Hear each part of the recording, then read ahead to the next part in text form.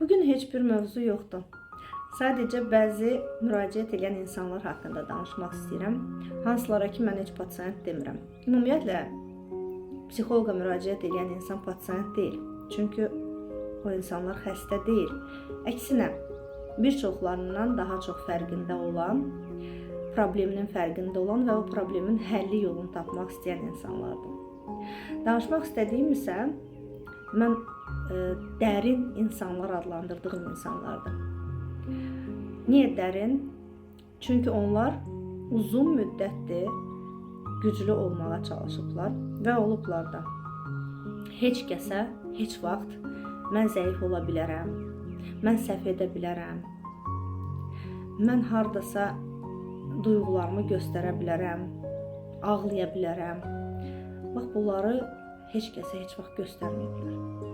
Və hər kəs də onları elə də qəbul edib ki, sən güclüsən, sən bacararsan, sən hər bir işdən çıxa bilərsən, hər bir işin öhdəsindən gələ bilərsən daha doğrusu. Və belə də qəbul ediblər. Amma həmin insanlar, həmin o dərin insanlar fərqi yoxdur. Onların 15 yaşı da ola bilər, 25 də ola bilər, 40 da ola bilər.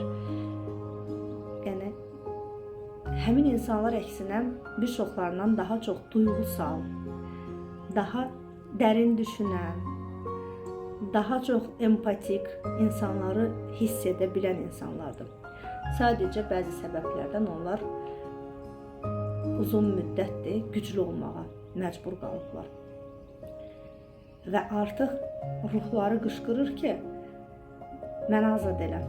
Artıq yoruldum güclü olmaqdan. Artıq mən də duyğularımı göstərmək, duyğularımı ifadə eləmək istəyirəm. Çünki duyğuların uzun müddətdir bastırdıqları üçün artıq fiziki olaraq bədənləri də, canları da ağrıyır. Artıq ruhən də özlərini çox narahat hiss edirlər. Çünki uzun müddətdir duyğularını bastıraraq yaşayan, özünü güclü göstərən insanlar çox vaxt depressiv hallar yaşayırlar. Vaxt aşırı bir emosional partlama, emosional tükənmə halı yaşayırlar.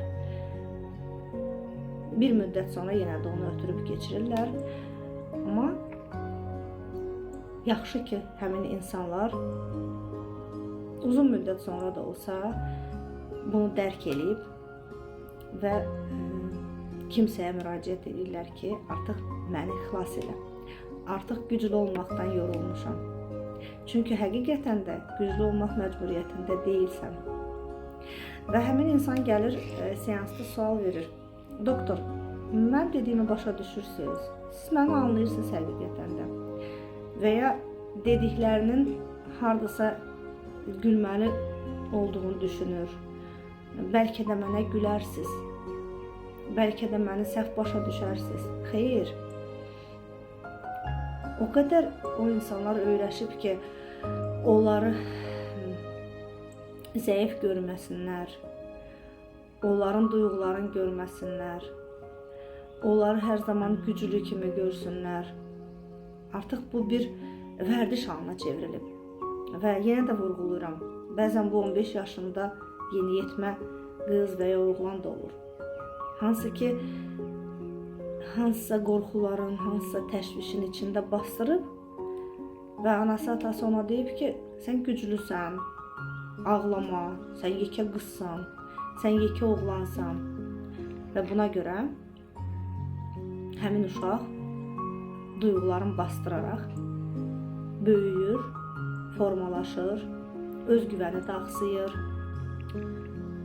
Və demək istədiyim, sonda demək istədiyim odur ki, bu qədər güclü olmağı buraxın bəzən.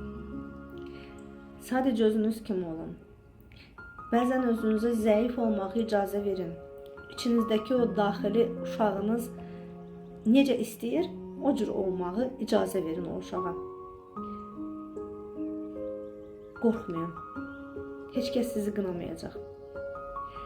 Sadəcə özünüzə icazə verin. Hə, mən də zəif ola bilərəm. Hə, mən də uşaq kimi ola bilərəm. Hə, mən də duyğularımı göstərə bilərəm. Mən də ağlaya bilərəm. Mən də kədərlənə bilərəm. buna özünüzə icazə verin sadəcə. İcazə verin ki, sonra daha ağır, daha çətin fəsadlarla üzləşməyəsiniz.